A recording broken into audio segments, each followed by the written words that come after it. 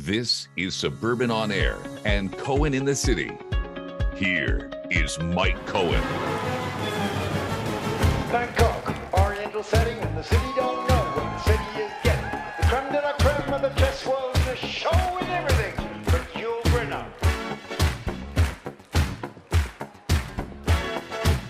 Time flies, doesn't seem a minute since the Tyrolean Spa had the chess balls in it. All changed, don't you know, when you play at this level, it's no ordinary venue. It's Iceland, or the Philippines, or Hastings, or this place. Mike Cohen here in Montreal. Once in a while, I get to interview a legend, and boy, do I have one with me today. Murray Head, who is a iconic British recording artist. He's in town to promote his highly anticipated farewell tour, which is going to hit our city and Théâtre Maisonneuve of Place des Arts on May 30th. Murray, thank you so much for giving me the time. Hello.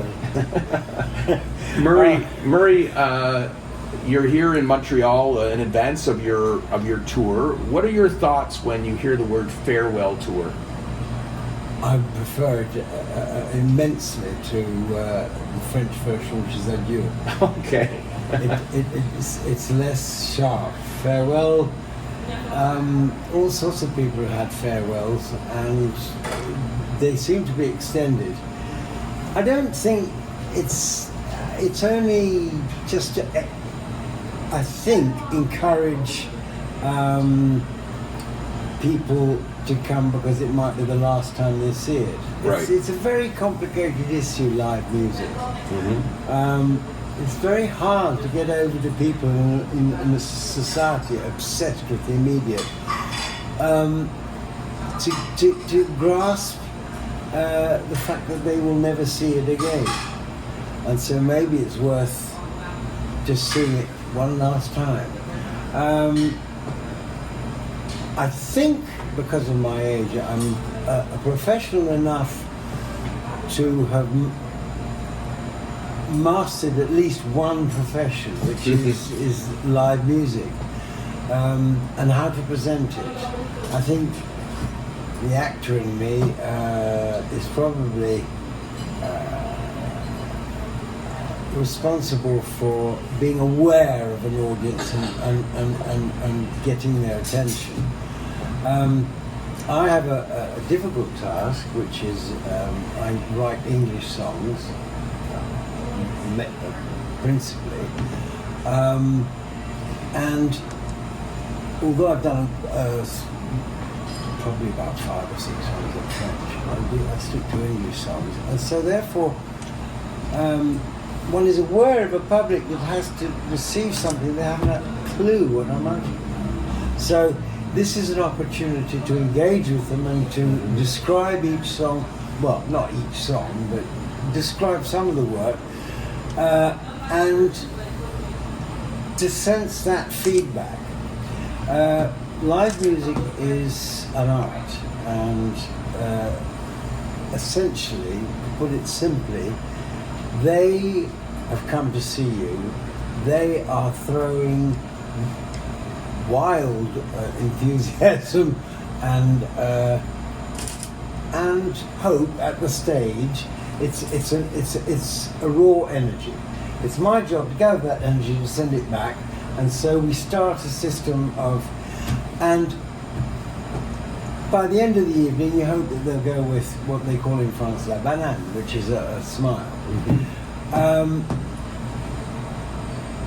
I was probably I realized I was a bit sad. I would hope that this would engender something you must go and see to people. It doesn't. Not my age group. Now, one of the, and so therefore you need something more to encourage them to come, like farewell. The younger generation, I see them. They are there. They can. Mm-hmm. I mean, not the ones that have been pushed by their parents to come and see it because you must go and see this. Yeah. You know. But they have come in. They're in much smaller proportions, but you get the feeling that it is going on. You've established something with more than one generation. Right.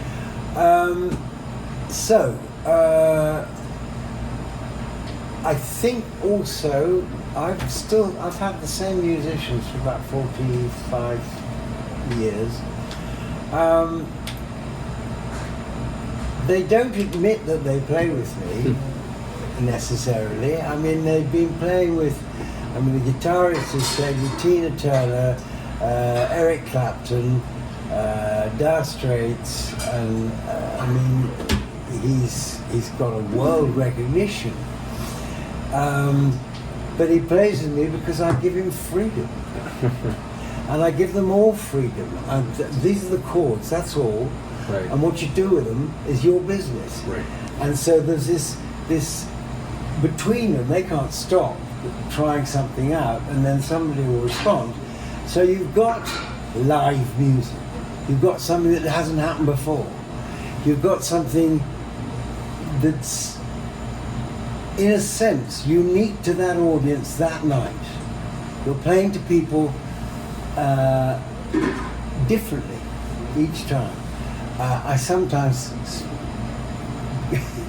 go around the town when, before sound check, when I get into the town, and check out what sort of people are on the streets. I count the number of hairdressers there are and how many pharmacies there are, and it gives me an idea of what I've got coming in the evening. But I don't stick to that. It's registered, and I also spend a certain amount of time going out amongst them to give them a chance to do selfies. I rather that than this absurd thing of the front row have all got a long line of portable,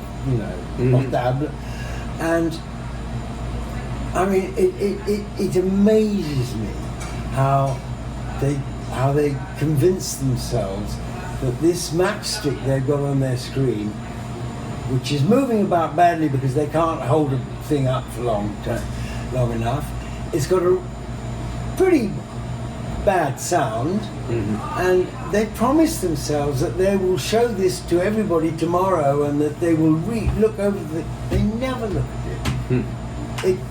It's recorded and that's that.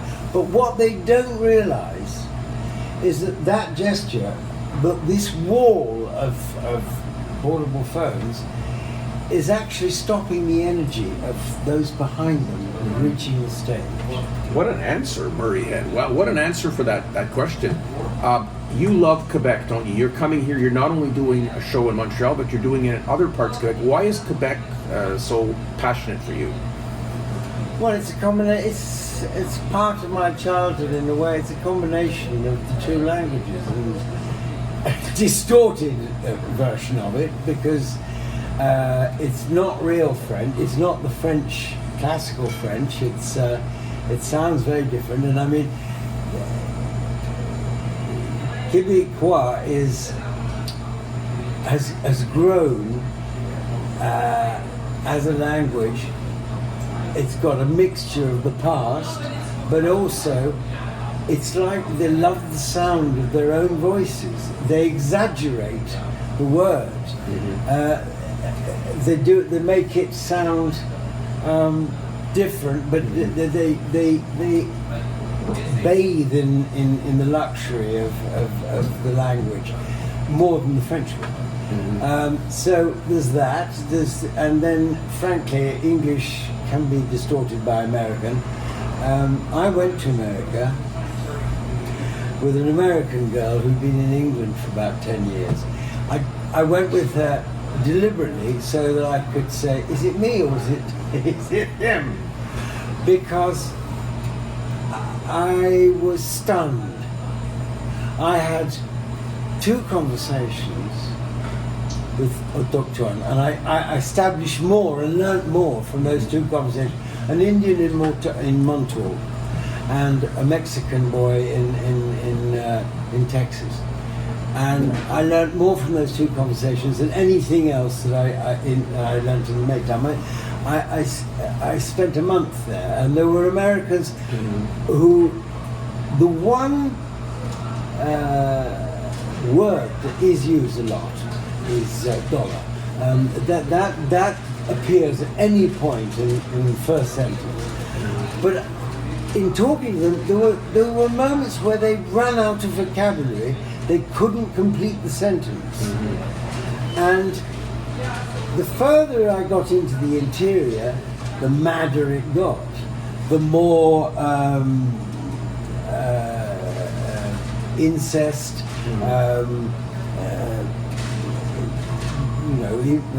what there was at that time, you couldn't look at a child because you'd be accused of being a paedophile. There was so much in Kansas, especially. I remember Kansas being the worst. I did quite a lot of America. Down to Texas, where you wear guns because you have to show you're wearing a gun. I did New Orleans. I saw the Cajun world. But let's get back to Quebec. You're here. Your love for Quebec, because I'm getting your opinion on the United States. But why do you? Well, that's influenced this place. Okay. And what I enjoy is the distortion, because it's very parochial. I have just sat watching your future in 4 people who looked very awkward on stage, who had not learned the art of. So you watched the recent liberal leadership debate. That's interesting. Yes. That you were interested in that. And all they could come up with was Carney hasn't learned French enough, which, quite frankly, is not what you need at the moment. Yeah.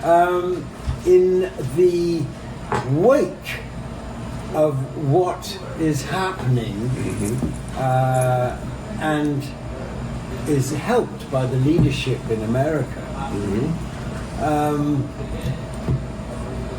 In a sense, my generation is the only generation that can really make comparisons in terms of, we're not old enough to have known the war, but straight after it there was a hell of a lot of documentary and propaganda about what had happened. And to be honest, there's an awful lot in common with today, with the right wings emerging. The terms like a strong leader. I didn't expect that you were. I didn't know this side of you politically. Let's talk about music.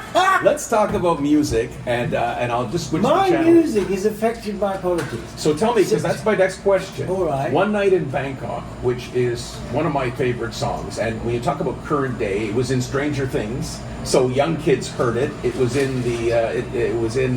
The other movie that it was what I have it marked down here. It was The Hangover. That's right. So that song. I'm glad you've learned that it was in Stranger Things, because I can ask them now for the money.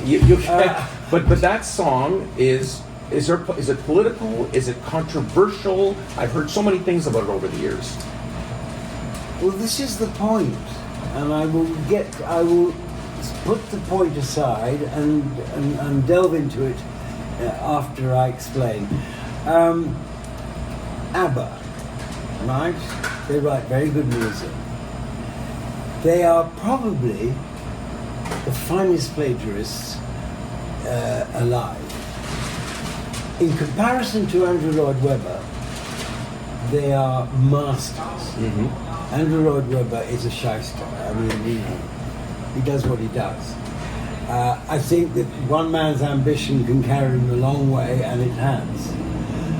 You have to brush aside anybody else in order to get there. Now,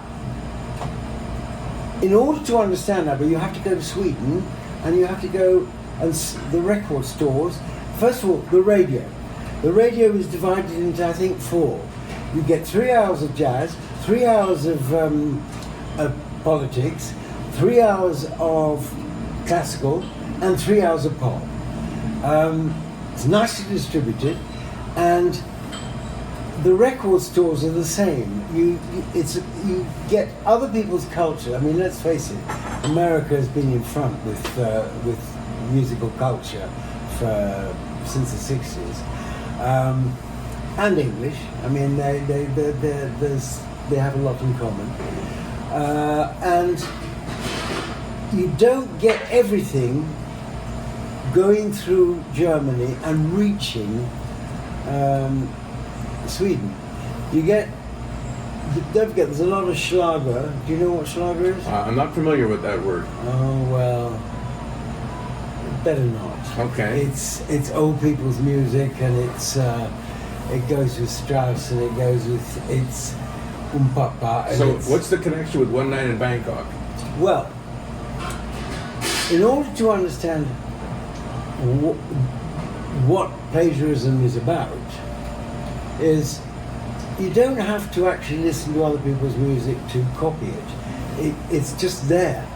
And what they hear in Sweden is watered down, but it's still, some good stuff gets through, and an awful lot of good stuff hasn't reached them, can't.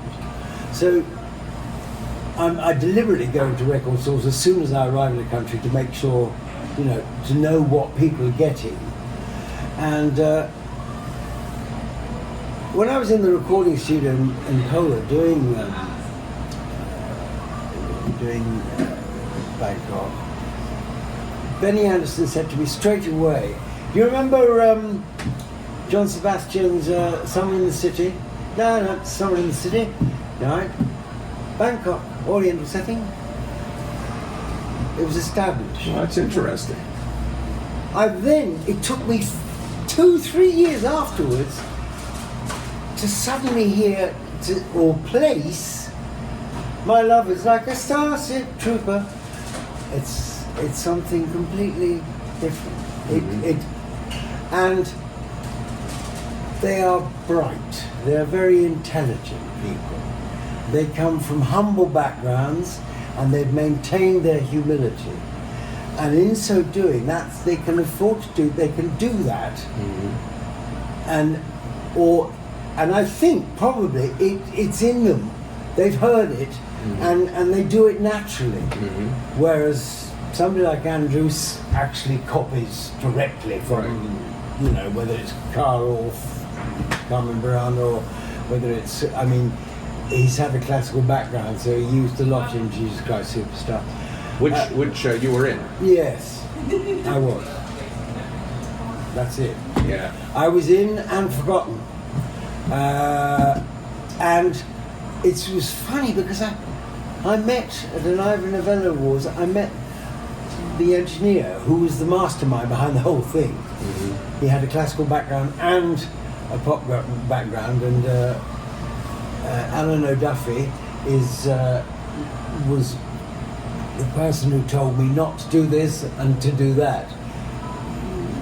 I think that Tim and what's his name, Andrew, came in occasionally, but we were left to our own desserts. So that he reminded me, Alan O'Duffy reminded me that me and Ian Gillan, who was from Deep Purple, both of us supplied an enormous amount of spontaneity. It was us. We filled that hole with our angst, whatever we had when we were young, and a lot of it we invented, but we didn't get thanked for it. It got taken, and it didn't. They thought it was enough to get the Dean of St. Paul's, which is, he's quite high up in the Protestant world, and he said, "This is a good piece, this must be heard," and they thought a letter from him would be enough. Are we talking about One Night in Bangkok here? No, we're not. Okay, I'm getting confused. One Night in Bangkok, I've just told you, is those two elements prove of where it came from. If you want to talk about that, I can say that the King of Thailand was delighted to find out that he had a hit by his country. And then somebody read the lyrics to him or translated the lyrics to him. And then he said, Murray Head is not invited to my country. Oh my gosh, wow. He must never come here. And so when I was confronted with a television... Did you ever go there? Yes. Have you ever been there since he said that? Yes. You have? I went there because I was about to tell you, I'd got a television show about the customs, which is a strange subject, but anyway, I played what is, I suppose, loosely termed as good casting or casting, near the subject. I played a gay drug dealer, and the director thought it was very funny to put Bangkok in the club I was supposed to be dealing and have it in the background. Bangkok was, luckily there was some problem with the baht, and it was cheaper, so we could stay longer, and I found out about Thailand. It's difficult, it's complicated, because they never say no to anything, despite the fact they might not do it. They say no. They never say no. It was about the chess world, which is on tour as a circus, in Bangkok, and Tim Rice had found some solace in the fact that here he had the ultimate comparison of the intellectual pitted against the chip army. And, it's in the lyrics. I sing it to the French every time I do a concert. They haven't a clue what I'm singing about. And nor should they care. Which leads me to what I was going to say, is when you do a song, hang on to it as long as you can, personally, before you release it. Because as soon as it's released, it belongs to everybody else. That's a great point. And they can do what they want with it. Mm-hmm. They can assume what they like. Mm-hmm. For 50 years, a song of mine called Say It Ain't So, which is great song. It was influenced by the demise of Nixon, and also by an agent who said to me, "You write good hooks, but you only do them once or twice in your songs. Why don't you, when you've got a good hook, you repeat it?" And I did this, I put this song together and threw this cassette on his desk and said, there's a song, all right, where I've got a hook and I've repeated it 14 times. Is that enough? But because it's me, I couldn't divorce myself from the song. I couldn't write a song for somebody else. And so it had to have what I believe in, and it's about politics. Mm-hmm. And for 50 years I've had to put up with the French thinking it's a love song. Yeah. And I've had a chain of at least 12 children, all born because of this song. So I've aided the productivity of France more than their political... My final question is: you speak really beautiful French. That's from your education. You went to French school when you were young. Yeah, I did. I went for 3 years to the Lycée Français de Londres and learnt about Charlemagne, les rois mérovingiens, the Merovingian kings, the Massif Central, and the Jura. I didn't understand any of it. I didn't feel it because I was born in England, and so it just meant nothing to me. And they hit me very early. I mean, I was probably 8 when they said to me, "We're not interested in your opinion." And there are millions of other people who have expressed that opinion a lot better. So learn to like we everybody else as parrots, and that's the French education. It enabled. I mean, they said to my parents, "Take him away, or we will eject him next term." So my parents took me away, and they had, because I was doing the English exam, they had to do, because they were French school in England, and that exam got me into a very low grade secondary school where the teachers were so pleased to have a child that actually was interested in what they were saying that I'd come home, it was fantastic. And the respect and love I got there in comparison to the non-respect and non-love that I got in the lycée, and it's probably explained in a very simple way, it's down to money again. They wanted a school in England for their French, for the French. At that time, there were people who were staying in the embassies. They were cooks' sons. They were, you know, it was for French people abroad. But in order to pay for it, in order for it to be cheap, and like the same thing as lycées in France, they put their head, why don't we invite the English and charge them? So we were all paying to be there, and we were treated that way. They didn't really want us. We were a confusion. We were difficult. And you felt it as a child.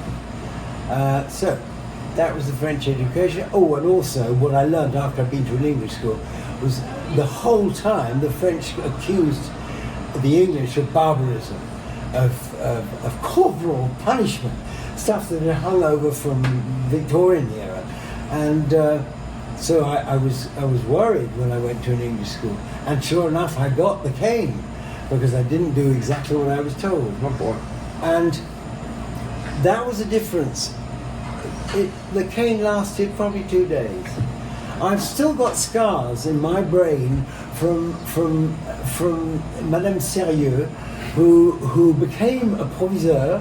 She became a headmaster or headmistress, and she constantly humiliated me in front of 30 other people.